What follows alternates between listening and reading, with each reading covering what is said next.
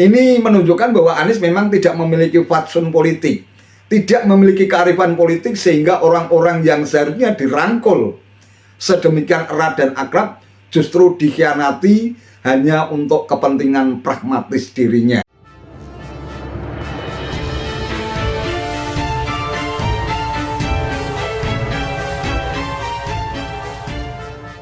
Assalamualaikum warahmatullahi wabarakatuh. Salam sejahtera untuk kita semua, salam budaya. Sahabat-sahabat tercinta sebangsa dan setanah air yang saya hormati, seperti telah diprediksi banyak orang dan pengamat, bahwa salah satu koalisi yang paling rentan berpotensi untuk terjadi perpecahan adalah koalisi Perubahan untuk Persatuan alias KPP. Banyak kalangan menilai bahwa koalisi yang mengangkat sosok Anies Baswedan sebagai bakal capres itu bukan karena terikat oleh persoalan ideologi dan platform perjuangan, melainkan lebih didasari oleh kepentingan politik pragmatis yang sifatnya remanen atau sementara untuk mendapatkan efek ekor jas dari seorang Anies Baswedan yang disebut-sebut sebagai sosok antitesis Presiden Jokowi. Dan dibalik semua permainan politik di koalisi Perubahan untuk Persatuan tentu saja adalah sang Ketua Umum Partai Nasdem, Surya Paloh. Bahkan konon ada juga seorang politisi yang sudah cukup berpengalaman, yaitu ada sosok seorang Yusuf Kala alias Pak JK. Kalau dugaan ini benar, maka tidak heran apabila belakangan ini tiba-tiba saja koalisi Perubahan untuk Persatuan atau KPP ini diguncang oleh sebuah tsunami politik dan sebuah prahara yang muncul secara mendadak dan tiba-tiba. Kalau bahasa yang sekarang itu orang menyebutnya dengan istilah rungkat, jebol. Ibarat sebuah pohon karena situasi bencana atau alam, sebuah pohon yang semula itu kuat tiba-tiba rungkat dan tercerabut seakar-akarnya. Ini sebuah situasi yang tentu saja tidak dikendaki oleh tiga parpol yang berkoalisi di dalam KPP, baik itu Partai Nasdem yang pertama kali mengusung dan mendeklarasikan Anies Baswedan, kemudian juga Partai Keadilan Sejahtera atau PKS, dan yang terakhir adalah Partai Demokrat yang berhasil dikomandani oleh AHY setelah gugatan yang dilakukan oleh Muldoko atau pengajuan atau peninjauan kembali atau PK yang diajukan oleh kubu Muldoko akhirnya ditolak oleh Mahkamah Agung.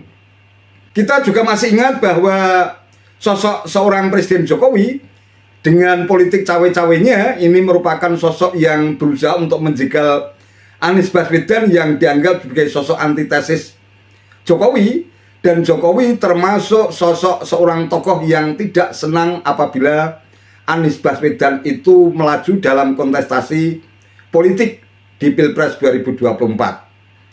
Namun toh faktanya semua tuduhan tanpa bukti itu akhirnya sama sekali tidak sesuai dengan faktanya. Demokrat yang selama ini gencar mencitrakan kesan bahwa Presiden Jokowi ikut cawe-cawe dalam upaya untuk memenangkan kudeta kubu Muldoko toh sama sekali tidak terbukti, bahkan itu dianggap sebagai bullshit.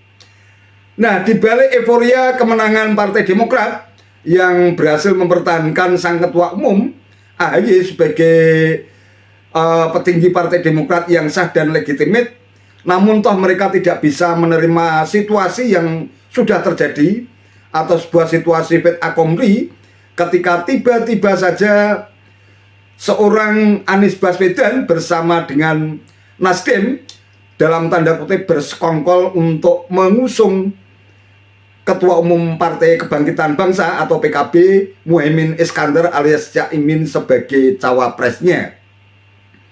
Padahal kebahagiaan Partai Demokrat itu akan semakin sempurna setelah dinyatakan AHY ini terbukti sebagai Ketua Umum yang sah setelah muncul keputusan Mahkamah Agung, apabila AHY ini juga bisa dipasangkan dengan Anies Baswedan sehingga keduanya bisa melaju dalam kontestasi Pilpres 2024. Oleh karena itu tidak heran apabila Sekjen Partai Demokrat Tengku Rifki Harsha ini terkesan sangat murka dan akhirnya dia menyatakan bahwa Digandengnya Caimin merupakan bentuk pengkhianatan. Bahkan Ketua Bapilu Partai Demokrat Andi Arief mengatakan bahwa Anies Baswedan ternyata adalah seorang pengecut. Nah, kalau kita kilas balik sejenak, berdasarkan penuturan dari Rifki Tengku Harsa atau Tengku Rifki Harsa ini mengatakan bahwa suatu ketika Anies Baswedan ini menyatakan bahwa dia pernah ditelepon beberapa kali oleh ibunya dan juga penasihat spiritualnya bahwa agar Anies Baswedan ini berpasangan dengan AHY. Kata Anies saat itu menurut versi Harsa. Anies menurutnya juga telah menyampaikan nama AHY kepada para petinggi ketua umum parpol yang tergabung dalam KPP. Diantaranya ada majelis tinggi dari partai masing-masing parpol, ada juga dari Partai Demokrat dan juga PKS. Selanjutnya pada tanggal 30 Agustus, Anies dalam urusan yang sangat penting tidak bisa menyampaikan sendiri secara langsung kepada pimpinan tertinggi PKS dan Demokrat, melainkan meminta Sudirman Said sebagai tim 8 untuk menyampaikannya. Nah, ini merupakan sebuah rangkaian peristiwa yang sangat baik dirasakan sosok seorang Presiden ke-6 RI, SBY, yang merupakan Ketua Majelis Tinggi Partai Demokrat pun dikibuli hanya karena faktor kepentingan sempit dan sesaat, dan SBY dan segenap kader Demokrat harus menerima situasi fait accompli, yang harus menerima apa adanya sesuai dengan keputusan yang telah disetting sedemikian rupa oleh Ketua Umum Partai Nasdem Surya Paloh. Nah, dibalik itu ternyata Anies Baswedan sendiri konon kabarnya juga sudah pernah menulis surat dalam bentuk tulisan tangan yang meminta agar AHY itu berkenan untuk menjadi pendampingnya untuk bisa melaju dalam kontestasi Pilpres 2024. Partai Demokrat tampaknya punya komitmen kuat karena cita-citanya, ambisi besarnya hanya satu, yaitu agar sang ketua umum AHY ini benar-benar bisa mendampingi Anies Baswedan menuju kontestasi Pilpres 2024. Namun toh faktanya ternyata harus berbalik 180 derajat, tiada angin tiada hujan. Tiba-tiba saja Anies Baswedan dan Ketua Umum Surya Paloh mengambil jalan menikung dengan mencomot sosok di luar koalisi, yaitu Ketua Umum PKB Caimin atau Muhaimin Iskandar tiba-tiba saja dilamar atau dipinang menjadi bakal cawapres tanpa sepengetahuan Partai Nasdem dan Partai Keadilan Sejahtera. Luar biasa.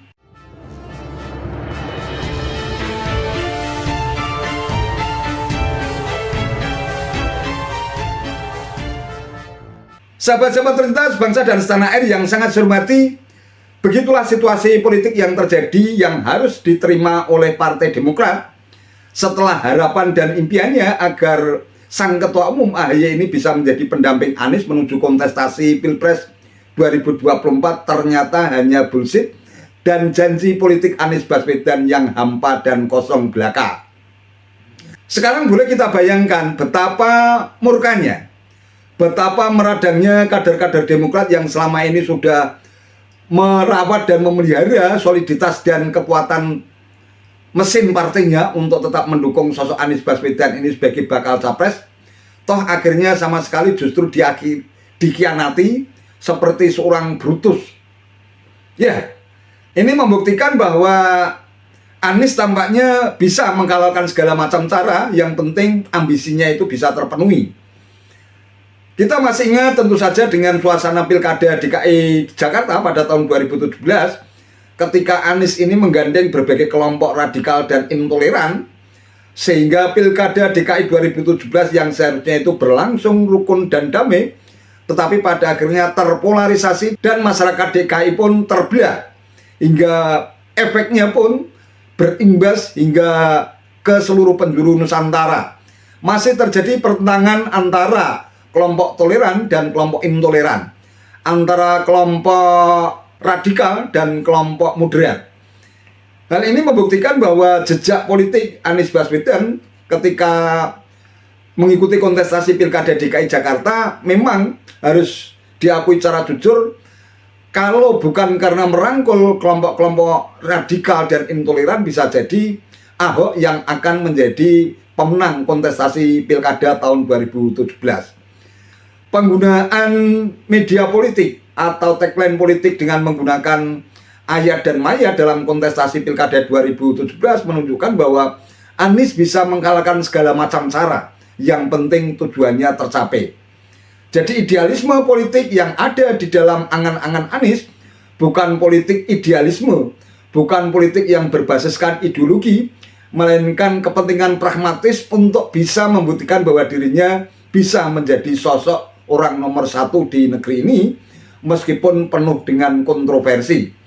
Bahkan kalau boleh saya bilang, semua atau hampir semua kegagalan yang ada selama Anies Baswedan ini menjadi gubernur DKI, semuanya dipoles sedemikian rupa dengan menggunakan narasi, dengan menggunakan diksi yang demikian bagus, sehingga para pendukungnya terhipnotis bahwa Anies Baswedan di balik kegagalannya itu bisa menampilkan citra seorang sosok pemimpin nasional dengan tagline perubahan. Namun toh faktanya gagasan perubahan yang digagas oleh Anies dalam rangka untuk menciptakan kondisi Indonesia agar menjadi lebih baik daripada kondisi hari ini sama sekali belum pernah terdengar di ruang publik. Anies Baswedan kalau boleh saya bilang juga seorang troublemaker, pembikin masalah, selalu melontarkan pernyataan-pernyataan kontroversial, misalnya dengan menggunakan data hoax, yang sebenarnya itu hanya merupakan permainan angan-angan dan imajinasinya belaka. Tetapi ia tidak pernah menuntas satu persoalan apapun secara utuh dan komprehensif. Begitu dia menciptakan hoax, menciptakan kebohongan, kemudian juga menciptakan hal-hal lain dengan menggunakan narasi negatif untuk menyerang pihak lain yang berpandangan berbeda. Kemudian dia lari mencari isu lain, demikian seterusnya, hingga akhirnya menciptakan kesan bahwa apa yang ia sampaikan itu seolah-olah diakui sebagai sebuah kebenaran. Yang lebih menyedihkan, Anies Baswedan ini tampaknya juga suka mengklaim dirinya sebagai sosok pemimpin yang berhasil dan berusaha untuk mencuci dan menutup semua handicap atau kekurangan yang ada di dalam dirinya dengan polesan kata-kata, dengan menggunakan diksi yang menarik. Dan ironisnya, hal-hal semacam itu didukung habis-habisan oleh para pengagum dan pendukungnya. Ini sebuah hal yang sangat ironis. Kalau seorang SBY, Presiden ke-6 RI, kemudian petinggi Partai Demokrat saja gampang dikibuli seperti itu, ini menunjukkan bahwa Anies memang tidak memiliki fatsun politik, tidak memiliki kearifan politik, sehingga orang-orang yang seharusnya dirangkul sedemikian erat dan akrab justru dikhianati hanya untuk kepentingan pragmatis dirinya. Nah, saya kira itu saja yang bisa saya sampaikan. Terima kasih atas perhatiannya. Wassalamualaikum warahmatullahi wabarakatuh.